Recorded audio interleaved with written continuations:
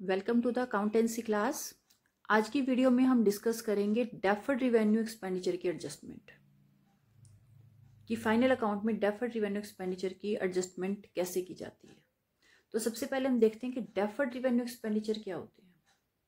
Expenditure which are revenue in nature but the benefit of which is likely to derived over a number of years termed as deferred revenue expenditure. तो ऐसे expenses जो nature wise तो revenue है but उनका benefit कई सालों तक मिलने वाला है, ऐसे एक्सपेंसेस को हम डेफर्ड रिवेन्यू एक्सपेंडिचर कहते हैं। अब रिवेन्यू एक्सपेंडिचर क्या होते हैं? जो रिवेन्यू अर्न करने के लिए किए जाते हैं वही रिवेन्यू एक्सपेंडिचर होते हैं और उनका बेनिफिट उसी अकाउंटिंग पीरियड में मिलता है जिस अकाउंटिंग पीरियड में वो एक्सपेंसेस किए जाते हैं, उन्हें हम रेवेन्यू एक्सपेंडिचर कहते हैं। लेकिन ये है डेफर्ड। डेफर्ड का मतलब होता है पोस्टपोन कर देना, टाल देना। मीन्स एक्सपेंसेस तो हमने इसके कर दिए हैं लेकिन इसका बेनिफिट सिर्फ एक ही ईयर में नहीं मिल रहा, आगे आने वाले कई ईयर्स में मिल रहा है। ये एक्सपेंसेस किए तो हमने रिवेन्यू अर्न करने के लिए ही हैं, बट ये सिर्फ एक ईयर के लिए रिवेन्यू अर्न नहीं करेगा बल्कि आगे आने वाले कई ईयर्स तक के लिए रिवेन्यू अर्न करेगा। इसलिए हम उसको डेफर्ड रिवेन्यू एक्सपेंडिचर कहते हैं। और ऐसे एक्सपेंडिचर से जनरली 3 to 7 ईयर्स तक के लिए बेनिफिट मिलता है। और इसका सबसे अच्छा एग्जांपल है एडवर्टीजमेंट, क्योंकि एडवर्टीजमेंट पर एक बहुत बड़ा अमाउंट खर्च किया जाता है। एडवर्टीजमेंट ऐसे ही नहीं हो जाती है। जब किसी कंपनी को अपना नया प्रोडक्ट मार्केट में लाना है तो उसको इंट्रोड्यूस करने के लिए एडवर्टीजमेंट देनी पड़ती है और उस एडवर्टीजमेंट पर एक ह्यूज अमाउंट स्पेंड करना पड़ता है। तो क्या जो उसने अमाउंट स्पेंड किया पूरा, क्या वो उसका बेनिफिट उसे एक ही ईयर तक मिलेगा, उसी अकाउंटिंग पीरियड में मिलेगा जिसमें उसने ये एक्सपेंसेस किए हैं एडवर्टीजमेंट पर? नहीं, उसका बेनिफिट उसे आगे आने वाले कई ईयर्स तक मिलेगा। तो क्या ये ठीक होगा कि इसका बेनिफिट तो आगे आने वाले कई ईयर्स तक मिलना है और वो सारा एक्सपेंसेस हम उसी अकाउंटिंग पीरियड में शो कर दें, कि एक्सपेंसेस में शो कर दें जिस ईयर में हमने एक्सपेंसेस किए हैं? बिल्कुल नहीं। तो इस केस में हम क्या करेंगे?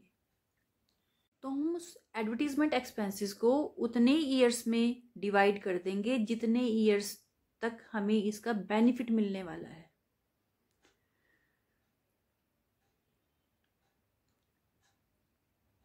क्योंकि ये एक्सपेंसेस किए तो हो तो चुके हैं एक अकाउंटिंग पीरियड में, लेकिन क्योंकि इसका बेनिफिट आगे आने कई ईयर्स तक मिलने वाला है तो हम इसे उसी ईयर के एक्सपेंसेस में कैसे दिखा दे सारा।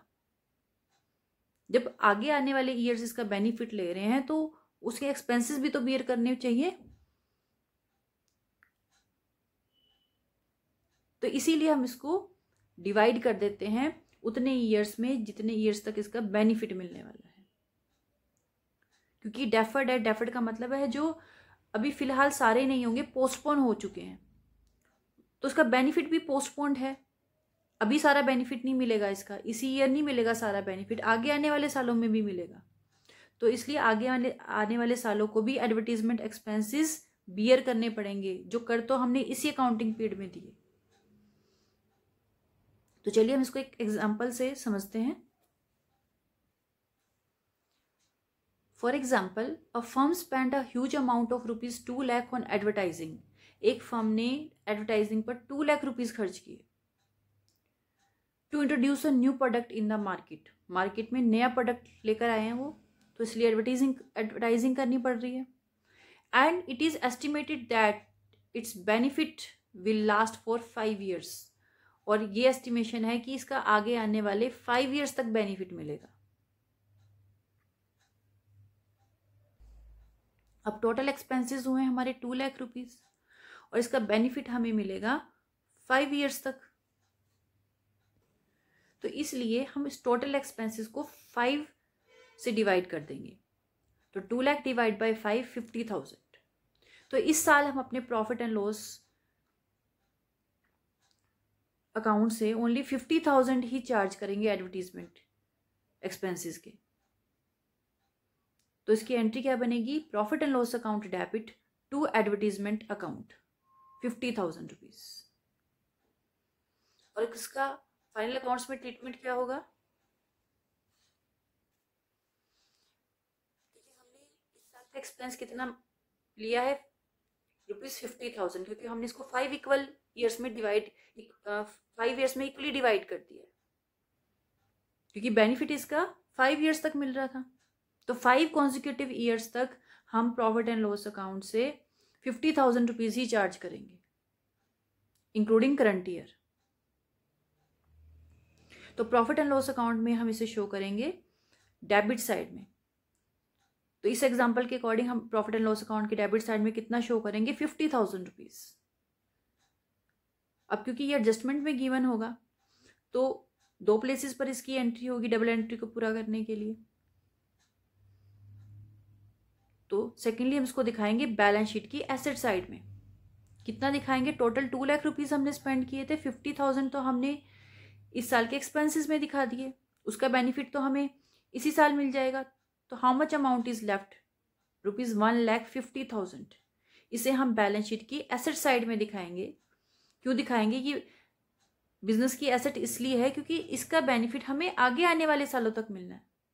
जो एक्सपेंस हमने पहले से ही कर दिए, लेकिन आएगा बेनिफिट उसका आगे आने वाले सालों में, तो इसलिए हम इसको बैलेंस शीट में शो करेंगे, बैलेंस अमाउंट।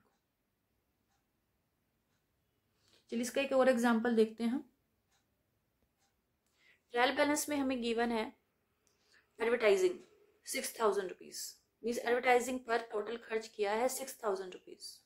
और एडजस्टमेंट में गिवन है right of 1/5 of advertising expenses, कि एडवर्टाइजमेंट एक्सपेंसेस का 1/5 राइट ऑफ करना है। इसका मतलब क्या है? इस साल हमें अपने प्रॉफिट से सिर्फ इसका 1/5 ही चार्ज करना है, क्योंकि सारा एडवर्टाइजिंग एक्सपेंसेस हम इसी ईयर में नहीं शो करेंगे। जितने ईयर तक उसका बेनिफिट मिलना होता है उतने ईयर्स तक हम इसको शो करते हैं। तो इस साल हमें इसका सिर्फ 1/5 ही शो करना है और रिमेनिंग हमारी एसेट हो जाएगी।